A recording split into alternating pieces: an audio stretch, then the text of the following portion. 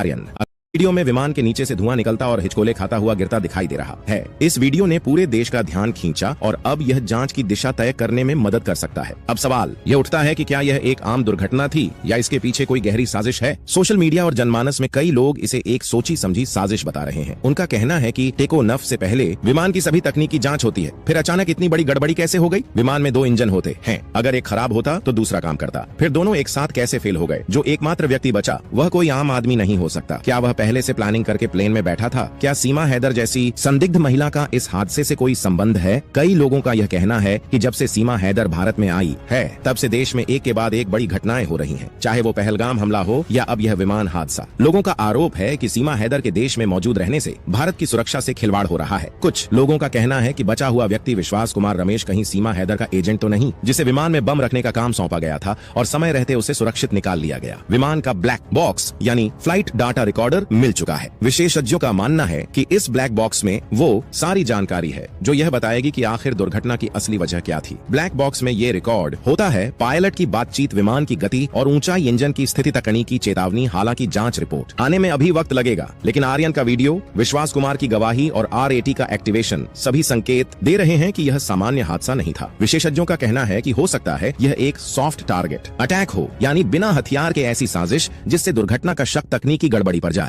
भारत सरकार ने इस हादसे की जांच के लिए एक विशेष जांच पैनल गठित किया है जो 1 हफ्ते में अपनी रिपोर्ट देगा। नागरिक उड्डयन मंत्री के राम मोहन नायडू ने कहा है कि हादसे की जांच पूरी पारदर्शिता से होगी और हर संभावित कारण पर ध्यान दिया जाएगा। सरकार ने यह भी स्पष्ट किया है कि सिर्फ वीडियो के आधार पर कोई निष्कर्ष नहीं निकाला जाएगा, लेकिन आर्यन का वीडियो जांच में बड़ी भूमिका निभा सकता है। अहमदाबाद विमान हादसा देश के इतिहास की सबसे दुखद घटनाओं में से एक है। 282 जिंदगियों का यूं एक साथ खत्म हो जाना किसी त्रासदी से कम नहीं। हालांकि तकनीकी विशेषज्ञों का विश्लेषण एक कहानी कहता है, वहीं आम जनता के मन में साजिश की आशंका एक दूसरी कहानी बुन रही है। इस समय जरूरत है शांतिपूर्वक जांच का इंतजार करने की ताकि सच सामने आ सके। कैप्टन स्टीव का विश्लेषण, आर्यन का वीडियो और विश्वास की गवाही, ये सभी मिलकर हादसे की असल वजह के करीब पहुंचा सकते हैं। लेकिन जब तक जांच पूरी नहीं होती यह सवाल बना रहेगा, क्या यह हादसा था या एक प्लान की गई साजिश।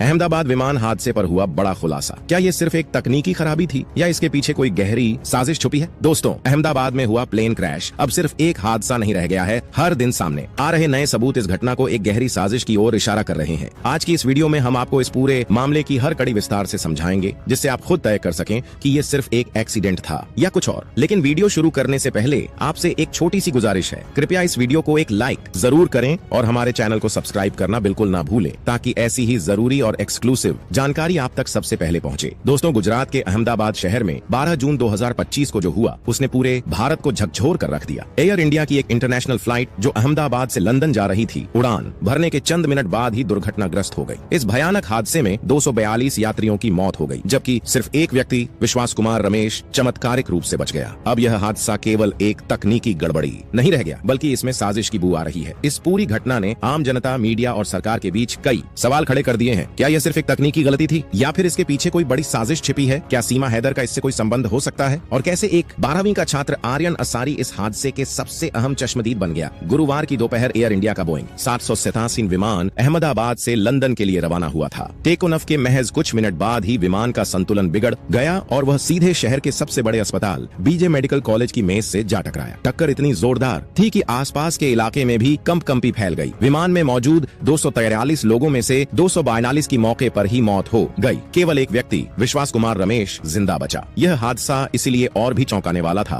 क्योंकि एयर इंडिया के विमान की तकनीकी जांच, ईंधन भराव और अन्य सुरक्षात्मक उपाय उड़ान से पहले पूरे किए जाते हैं। फिर ऐसा क्या हुआ कि कुछ ही मिनट में विमान धराशायी हो गया। अमेरिकी नेवी के पूर्व पायलट और नेविगेशन एक्सपर्ट कैप्टन स्टीव स्काइबनर ने इस हादसे की गहराई से जांच की है। उन्होंने हादसे के वीडियो फुटेज को देखकर 3 संभावित कारण बताए हैं। कैप्टन स्टीव का मानना है कि अगर विमान के दोनों इंजन एक साथ बंद हो गए तो यह एक लिफ्ट लॉस की स्थिति हो सकती है, यानी विमान के पंखों को ऊपर उठाने के लिए जरूरी हवा नहीं मिल पाई। उन्होंने यह भी कहा कि यह तभी संभव है जब विमान किसी बड़े पक्षियों के झुंड से टकरा गया हो, जिससे दोनों इंजन खराब हो गए हों। फ्लैप्स विमान के पंखों का वह हिस्सा होते हैं जो टेक ऑफ के दौरान उसे ऊपर उठने में मदद करते हैं। अगर पायलट टेक ऑफ से पहले फ्लैप्स को नीचे करना भूल जाए तो विमान में पर्याप्त लिफ्ट नहीं बन पाएगी और वह गिर सकता है। हालांकि स्टीव ने यह भी जोड़ा कि 707 जैसे आधुनिक विमान में अगर फ्लैप्स सेट न हो तो जोर जोर से अलार्म बजता है, जिससे पायलट को गलती का पता चल जाता है। है। तीसरी संभावना ये है कि टेक ऑफ के दौरान को पायलट ने गलती से गियर की जगह फ्लैप्स का हैंडल खींच दिया हो। इससे विमान के पंखों से वो हिस्से हट जाते हैं जो उसे हवा में टिकने में मदद करते हैं। हालांकि तीनों कारणों में से सबसे संभावित कारण कैप्टन स्टीव ने दोनों इंजन का फेल होना माना। हेड कैप्टन स्टीव ने R8 राम एयर टरबाइन के एक्टिवेशन का भी जिक्र किया। R8 तब एक्टिव होती है जब विमान की सभी विद्युत प्रणालियां फेल हो जाती हैं। इसका मतलब यह होता है कि विमान किसी बड़ी आपात स्थिति से गुजर रहा है। R8 से जुड़े वीडियो संकेतों और विश्वास कुमार रमेश की गवाही दोनों इस बात की ओर इशारा करते हैं कि विमान में अचानक बिजली चली गई थी और फिर एक हरी रोशनी जली थी। यह संकेत है कि विमान ने इमरजेंसी मोड में प्रवेश कर लिया था और पायलट ने मेडे कॉल किया था। इस हादसे से जुड़े एक अहम सुराग का नाम है आर्यन असारी, जो अहमदाबाद का 12वीं कक्षा का छात्र है। उसने अपनी छत पर खड़े होकर हादसे का वीडियो रिकॉर्ड किया था। यह वीडियो अब जांच एजेंसियों के लिए बेहद अहम सबूत बन चुका है। वीडियो में देखा गया है कि विमान की R8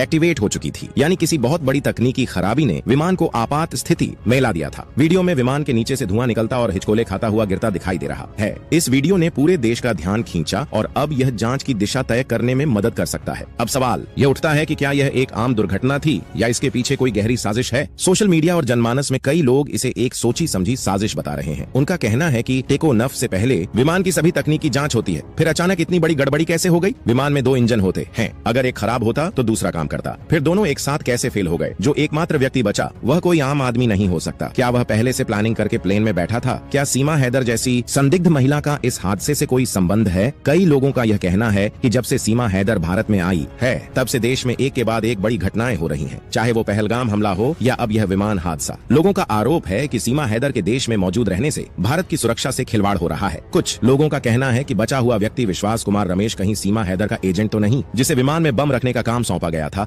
और समय रहते उसे सुरक्षित निकाल लिया गया। विमान का ब्लैक बॉक्स यानी फ्लाइट डाटा रिकॉर्डर मिल चुका है। विशेषज्ञों का मानना है कि इस ब्लैक बॉक्स में वो सारी जानकारी है जो यह बताएगी कि आखिर दुर्घटना की असली वजह क्या थी। ब्लैक बॉक्स में ये रिकॉर्ड होता है पायलट की बातचीत, विमान की गति और ऊंचाई, इंजन की स्थिति, तकनीकी चेतावनी। हालांकि जांच रिपोर्ट आने में अभी वक्त लगेगा, लेकिन आर्यन का वीडियो, विश्वास कुमार की गवाही और R8 का एक्टिवेशन सभी संकेत दे रहे हैं कि यह सामान्य हादसा नहीं था। विशेषज्ञों का कहना है कि हो सकता है यह एक सॉफ्ट टारगेट अटैक हो, यानी बिना हथियार के ऐसी साजिश जिससे दुर्घटना का शक तकनीकी गड़बड़ी पर जाए। भारत सरकार ने इस हादसे की जांच के लिए एक विशेष जांच पैनल गठित किया है जो 1 हफ्ते में अपनी रिपोर्ट देगा। नागरिक उड्डयन मंत्री के राम मोहन नायडू ने कहा है कि हादसे की जांच पूरी पारदर्शिता से होगी और हर संभावित कारण पर ध्यान दिया जाएगा। सरकार ने यह भी स्पष्ट किया है कि सिर्फ वीडियो के आधार पर कोई निष्कर्ष नहीं निकाला जाएगा, लेकिन आर्यन का वीडियो जांच में बड़ी भूमिका निभा सकता है। अहमदाबाद विमान हादसा देश के इतिहास की सबसे दुखद घटनाओं में से एक है। 282 जिंदगियों का यूं एक साथ खत्म हो जाना किसी त्रासदी से कम नहीं। हालांकि तकनीकी विशेषज्ञों का विश्लेषण एक कहानी कहता है, वहीं आम जनता के मन में साजिश की आशंका एक दूसरी कहानी बुन रही है। इस समय जरूरत है शांतिपूर्वक जांच का इंतजार करने की ताकि सच सामने आ